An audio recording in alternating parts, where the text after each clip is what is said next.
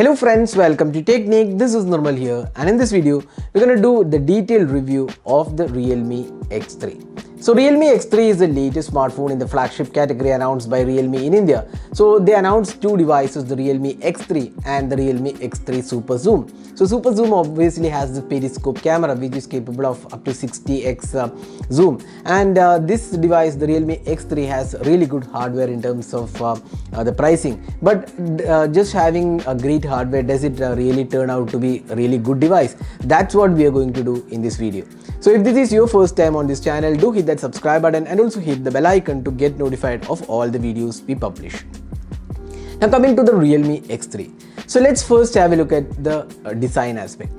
So if you look at the design, we have seen this design on a lot of Realme smartphones, starting from the budget Realme 5, the Realme 6 Pro, the Realme 6, and whole lot of devices we have seen the same old design. So it's the same design Realme has been using for a lot of device. Now it's not a bad design by any means. You can see that it looks pretty good, and in fact this is a good looking smartphone. But even after like 1 or 2 years down the lane, Realme hasn't done anything to improve the design language. Just adding some patterns on the back, that's the only thing Realme has done so far. Now coming to the Realme X3, it's again a good looking device, but the design is kind of outdated. That's what we feel. Now the build quality is again really good. It's a glass finishing, looks really premium, especially the white variant looks really premium. Now in terms of design aspect, you get this silver finishing on the side. So we have the power key which is integrated into the fingerprint scanner, then volume rocker keys, then we have the SIM tray. There is no 3.5mm audio jack. That will come to when we talk about the sound quality. Now it has a USB Type-C port, the speaker unit, and overall this is a well-built phone in our opinion. Now next is the display. So when you talk about a device above the 25k price segment, one thing what comes to your mind is AMOLED display. Now this is one device which does not have an AMOLED display. It's an IPS LCD panel. Now the display isn't bad by any means. You can see that the display quality looks good, but the problem is of two categories. One is the display panel, which isn't really that great. Even though IPS LCD panels aren't bad, obviously the AMOLED displays are good, but IPS LCD panels also look good, but then this panel does not give justice to the price segment. Now the brightness levels are also way too low, especially if you're using in bright sunlight.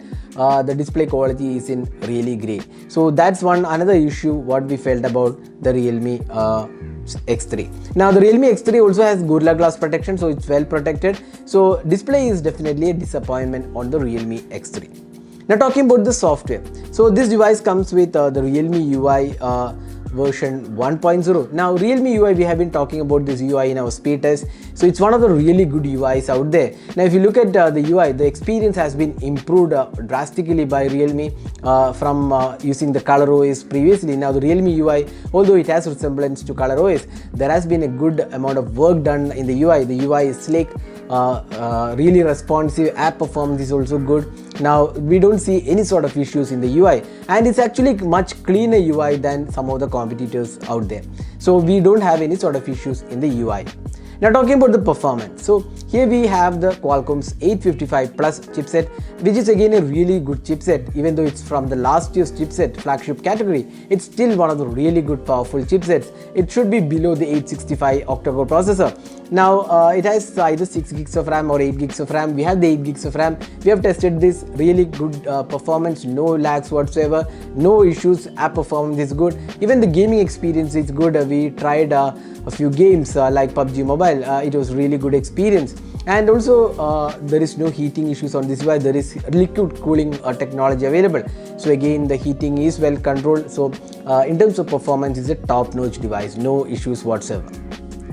Now this device has a side-mounted fingerprint scanner. Again, the fingerprint scanner and face unlock are pretty good because Realme's fingerprint scanner performance and also the face unlock are generally good, and again that's the same case on the Realme X3 as well.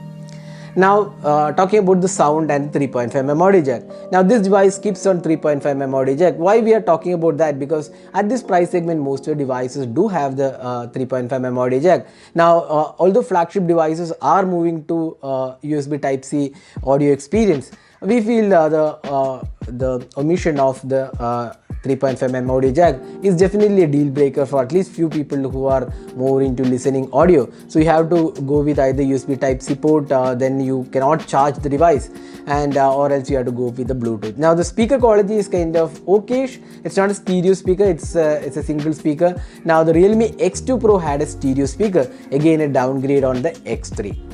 Now next let's move on to the call quality. Again we felt this has pretty good experience, no issues, and it has VoLTE, Wi-Fi and voice over Wi-Fi facilities. We have tested with the Jio as well as Idea network, so we did not see any sort of issues here. Now next is the camera. So this device has a quad camera setup. It has a 64 megapixel quad camera. It's a Samsung's GW1 sensor, 8 megapixel ultra wide angle camera. Then you have the macro sensor as well as depth sensor, and you also get a dual selfie camera included. Now if you look at the camera, we have done a detailed camera review of this device. You can check out that video. We'll share the link in the description of this video. So the Realme X3 camera performance was kind of average at its best. That's what we feel. The details were not that great. Even the 64 megapixel camera sensor it has, but then overall processing was kind of just above average category, not a really good category, I mean performance for the sub 30k price segment, and the details were lacking. Again, here and there it was good performance, especially the portraits were good. Again, macros were kind of average. Low light experience again pretty much average. The selfie experience was good. So it was a mixed performance. Overall we feel for the price segment the cameras are kind of disappointing, and we wouldn't recommend the Realme X3 for the camera part.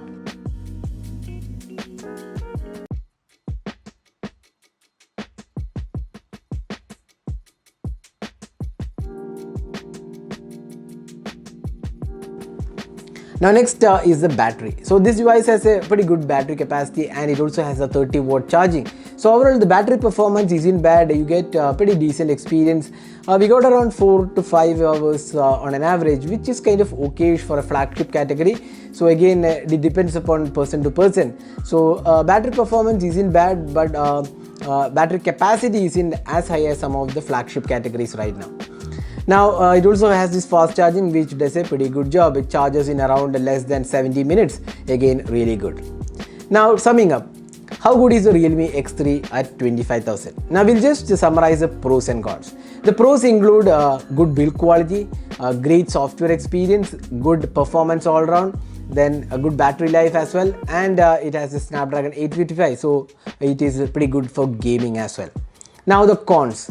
Cons include outdated design. It's not a bad design, but still it's an outdated design. Display performance is strictly average. Cameras are strictly average, and there is no 3.5mm audio jack as well. So overall, if you look at the pros and cons, this is one of those devices which actually looks good on paper, but does not turn out to be really great in terms of the overall experience. So if you're looking for a device in the sub 30k price segment, we would suggest you to skip this and get the Realme X2 Pro or the Redmi K20 Pro. Now you might tell that Realme X2 Pro is slightly above 30k. Even if you spend that much money, it's a really worthy device. But the Realme X3, you should be getting this Realme X3 unless you are really on a tight budget.